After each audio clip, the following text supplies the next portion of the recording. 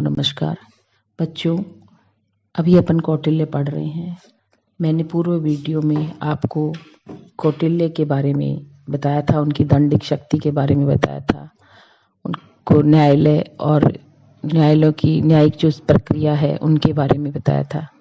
अब मैं आपको सैन्य बल के बारे में बताने जा रही हूँ। बच्चों, कौटिल्य सैन्य बल को राज्य के लिए बहुत ही महत्वपूर्ण मानता है और अन्य भारतीय आचार्यों की भांति चतुरंगी सेना का समर्थन करता है। कौटिल्य के अनुसार सेना के 4 अंग है: पैदल, सैनिक, हाथी, घोड़े और रथ। इन 4 बलों में कौटिल्य हस्ती बल यानी हाथियों की सेना को सबसे महत्वपूर्ण स्थान देता है।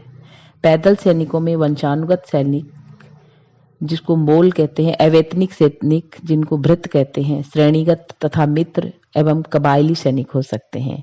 इनमें कौटिल्य पश्चात वाले से पूर्व वालों को उच्चतर मानता है। उनका कहना है कि सेना मुख्यतः क्षत्रिय वर्ग की होनी चाहिए, किंतु आवश्यकता होने पर इसमें वैश्य और शूद्रों को भी सम्मिलित किया जा सकता है।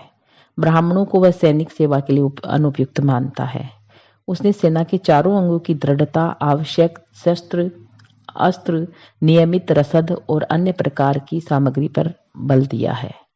कौटिल्य के अनुसार शत्रु के विरुद्ध युद्ध करने में राजा के पास 3 शक्तियां होनी चाहिए। बच्चों, वो 3 शक्तियां हैं, वो है पहली उत्साह की शक्ति, दूसरी प्रभाव की शक्ति, तीसरी मंत्र की शक्ति। उत्साह शक्ति का मतलब ये है कि सफल युद्ध के लिए आवश्यक नैतिक बल, प्रभाव शक्ति का मतलब शस्त्र सामग्री और मंत्र शक्ति का मतलब मंत्रणा एवं कूटनीतिक शक्ति से है। कौटिल्य का कहना है कि ये तीनों शक्तियां अपना महत्व की दृष्टि से इसी क्रम की है। यदि राजा उत्साही, वीर, शक्तिशाली और युद्ध कला में प्रवीण होता है और प्रभाव शक्ति और भौतिक साधनों में अशक्त, तो भी वह युद्ध में विजयी होता है। यदि उसमें उत्साह शक्ति नहीं है, केवल प्रभाव शक्ति है, तो प्रचुर साधन के होते हुए भी उसे शक्तिशाली राजा द्वारा पराजित किया जा सकता है। भौतिक साधनों के अभाव में मंत्र या सलाह शक्ति व्यर्थ है। इस प्रकार इन 3 शक्तियों में कौटिल्य ने उत्साह शक्ति को बहुत महत्वपूर्ण स्थान प्रदान किया है। इसके अलावा बच्चों, कौटिल्य ने 3 प्रकार के युद्ध बताए हैं। युद्ध कौटिल्य ने अंतिम विकल्प बताया है कि युद्ध अंतिम विकल्प है।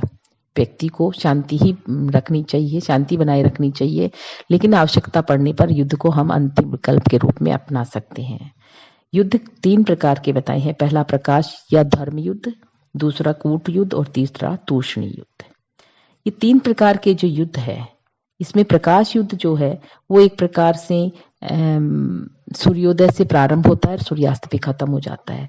यानी कि जो विधिवत रूप से घोषित युद्ध होता है, जिसमें दोनों पक्ष की सेनाएं युद्ध स्थल पर नियमानुसार यानी धर्म के नियमों के अनुसार संघर्ष करती है। इस युद्ध के जैसे कुछ नियम भी होते हैं। रणभूमि में शरण में आ जाए तो शत्रु को नहीं मारना, युद्ध में अग्नि का प्रयोग न करना, है ना, ये सब, पीठ दिखाते हुए शत्रु को नहीं मारना, ये सब इसके नियम है। दूसरा है कूट युद्ध, यानी छल कपट, लूट मार, अग्निदाह आदि तरीकों से किया गया युद्ध कूट युद्ध कहलाता है। और तीसरा है तूष्णीय युद्ध, यह निकृष्ट प्रकार का युद्ध होता है। इसमें सेनाएं विष सदृश साधनों का प्रयोग करती है और छल कपट द्वारा गुप्त रूप से मनुष्य का वध किया जाता है। कौटिल्य के अनुसार विजयाभिलाषी राजा जो है परिस्थितियों पर विचार करके इनमें से किसी भी प्रकार के युद्ध का आश्रय ले सकता है। कौटिल्य अत्यधिक यथार्थवादी है और वह युद्ध में शत्रु के साधनों को नष्ट करने, शत्रु की भूमि में फसलों को नष्ट करने तथा जल को दूषित कर देने को भी न्यायोचित मानता है। इसके अलावा कौटिल्य ने दूत व्यवस्था की भी बात करी है। कौटिल्य ने न केवल युद्धकालीन वैदेशिक संबंधों वरन शांतिकालीन संबंधों का भी विवेचन किया है।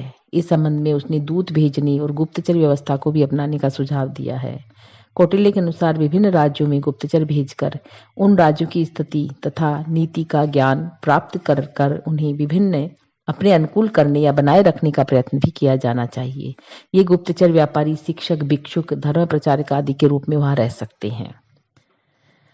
रूप में मतलब रूप धरकर। कौटिल्य ने दूतों की योग्यता था उनके अनुसार उनको 3 श्रेणियों में बांटा है: निःसृष्टार्थ, परिमृतार्थ और शासनाहार।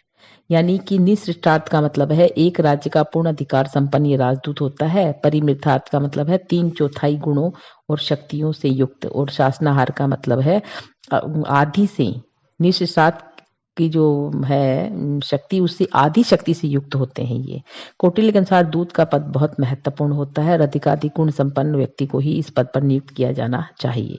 दूत को चतुर, कूटनीतिज्ञ, कुशल वक्ता, साहसी और निर्भीक होना चाहिए। उसे शराब आदि, परस्त्री आदि बुरी आदतों से मुक्त होना चाहिए, क्योंकि उसका ऐसा आचरण भेद खोलने की दुर्बलता ला सकता है। प्राचीन भारत में यह सुव्यवस्थित परंपरा थी कि दूत को किसी भी स्थिति में प्राण दंड नहीं दिया जाना चाहिए। कौटिल्य भी इस परंपरा को मान्यता प्रदान करता है। दूत के प्रमुख कर्तव्य जो है वो जैसे राजा को संदेश भेजना, संधियों के पालन की व्यवस्था करना, मित्र संग्रह तथा शत्रु के मित्रों की मंडली में भेद उत्पन्न करना, गुप्त रूप में दूसरे राजा की कीर्तियों का ज्ञान करना आदि। कौटिल्य ने युद्ध काल और शांति काल में वैदिक संबंधों का संचालन का बहुत ही विस्तृत विवेचन किया है, जो कि बहुत ही महत्वपूर्ण है। उन्होंने युद्ध काल के लिए युद्ध के प्रकार बताई हैं, प्रकाश युद्ध, कूट युद्ध, तूष्णीय युद्ध, और शांति काल में उन्होंने दूत व्यवस्था की बात कही है। इस प्रकार बच्चों, और मैंने कौटिल्य की जो परराष्ट्र सिद्धांत है उस पर मैंने बहुत ही अच्छी एक PDF बनाई है, उसको भी आप खोल कर देखिए और पढ़िए। धन्यवाद।